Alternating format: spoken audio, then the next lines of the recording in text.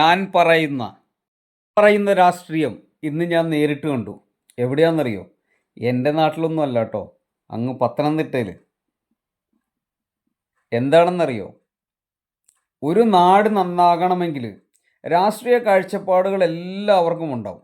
രാഷ്ട്രീയ കാഴ്ചപ്പാടുകൾ രാഷ്ട്രീയപരമായി ഏത് പാർട്ടിക്ക് വോട്ട് ചെയ്യണമെന്ന് അവർ തീരുമാനിച്ചുകൊള്ളട്ടെ, വോട്ട് ചെയ്തോട്ടെ, ആര് വേണമെങ്കിലും ജയിച്ചോട്ടെ. പക്ഷേ ഒരു നാട് നന്നാകണമെങ്കിൽ എല്ലാ രാഷ്ട്രീയവും എല്ലാ മതങ്ങളും ഒരുപോലെ ചിന്തിക്കുന്നവരാകണം എന്നുള്ളതിൻ്റെ ഏറ്റവും മഹത്തായിട്ടുള്ള മാറ്റങ്ങൾ കൊണ്ടുവരാൻ കഴിഞ്ഞ രണ്ട് യുവാക്കളെ, ഒരു കൂട്ടം യുവാക്കളുടെ രണ്ട് നേതാക്കളെ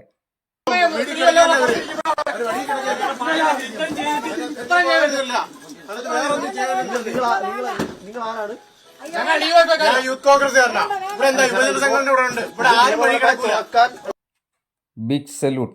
അതാരാന്നല്ലേ?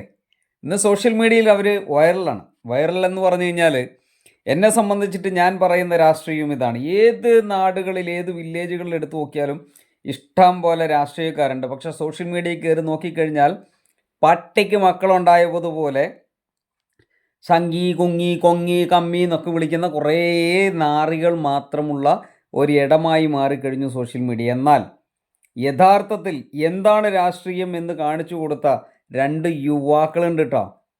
എനിക്ക് അവരുടെ പേര് കൃത്യമായിട്ട് അറിയില്ല, പക്ഷേ സത്യസന്ധമായിട്ട് പറഞ്ഞു കഴിഞ്ഞാൽ വളരെ ബഹുമാനം തോന്നി. ഇങ്ങനെയാവണം ഓരോ യൂണിറ്റുകളിലെയും യുവജന സംഘടനകൾ. ഇങ്ങനെ ആയാൽ നമ്മുടെ നാട് സ്വർഗമായിരിക്കും. അതിങ്ങനെ ഡോറ് തള്ളിപ്പൊളിക്കാൻ മാത്രമല്ല കേട്ടോ.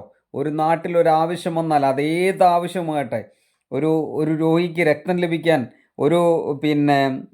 ഒരാൾക്ക് ഒരു നേരത്തെ ഭക്ഷണമില്ലാതായാൽ, ഒരാൾക്ക് കിടപ്പാടമില്ലാതായി പോയാൽ, ഇതുപോലെ കൊള്ളപ്പലിശകൾ അടച്ചടച്ച് നടുവൊടിഞ്ഞിട്ട് ലോണ് തീരാത്ത ഇത്തരം കൊള്ളപ്പലിശ വാങ്ങുന്ന ബാങ്കുകൾക്കെതിരെ ആയാൽ, അനാവശ്യമായി മറ്റൊരു സ്ഥലത്തു നിന്നോ അല്ലെങ്കിൽ ആ നാട്ടിൽ തന്നെ ഒരാളോ സാമൂഹ്യ വിരുദ്ധനാകുമ്പോൾ അവനെ ചോദ്യം ചെയ്യാൻ ഇങ്ങനെയുള്ള ചെറുപ്പക്കാർ ഒന്നിച്ചു നിന്നാൽ ഏത് നാടും നന്നാവും.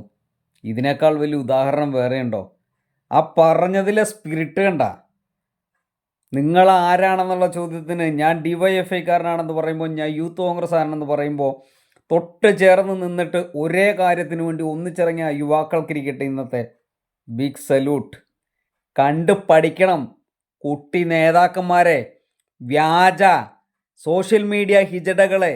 ഇതുപോലുള്ള യുവാക്കളെ കണ്ടുപിടിക്കണം. ഇവരാണ് നാടിൻ്റെ നേതാക്കൾ എന്ന് പറയുന്ന ജനങ്ങൾ മാത്രമേ ഉള്ളൂ. ബാക്കിയുള്ളവരൊക്കെ കൊടിയുടെ നിറം മാത്രം നോക്കി ഇംഗ്ലാവ് വിളിക്കുന്നവരേ ഉണ്ടാവുകയുള്ളൂ. ഇലക്ഷൻ്റെ സമയത്ത് നിങ്ങൾ കാണിക്കുന്ന അല്ലെങ്കിൽ നിങ്ങൾ കൊടുക്കുന്ന പണം വാങ്ങി നക്കി തിന്നുന്ന ആളുകൾ വരുന്നത് പോലെയല്ല ഇവരുടെ ഉള്ളിൽ നിന്ന് വന്നതാണ് ജനപ്രതിനിധി എന്ന ചിന്ത. എൻ്റെ നാട്, എൻ്റെ ജനം, എൻ്റെ ആളുകൾ, അവരുടെ ആവശ്യങ്ങൾ, കിടപ്പാടമില്ലാതാകുന്നവൻ്റെ വേദന മനസ്സിലാക്കിയ ആ നേതൃത്വം നൽകിയ രണ്ട് യുവാക്കളും, അതോടൊപ്പം അവരോടൊപ്പം വന്ന DYFI പ്രവർത്തകർക്കും യൂത്ത് കോൺഗ്രസ് പ്രവർത്തകർക്കും ഹൃദയത്തിൻ്റെ ഭാഷയിൽ 100 ചുവന്ന ദളങ്ങൾ, റോസാപ്പൂക്കൾ സമർപ്പിക്കുന്നു. ആയുസ് ആരോഗ്യങ്ങൾ നിറയെ അവർക്ക് ലഭിക്കട്ടെ. ആ നാട്ടിൽ ഇതുപോലെ കരയുന്ന ഒരുപാട് മനുഷ്യരുടെ കണ്ണുകളൊപ്പാൻ ആ രണ്ടു പേർക്കല്ല, അവരോടൊപ്പം ചേർന്ന മുഴുവൻ ആളുകൾക്കും കഴിയട്ടെ. ആ മുഴുവൻ ആളുകളുടെയും നല്ല മനസ്സിന് ബിഗ് സല്യൂട്ട്.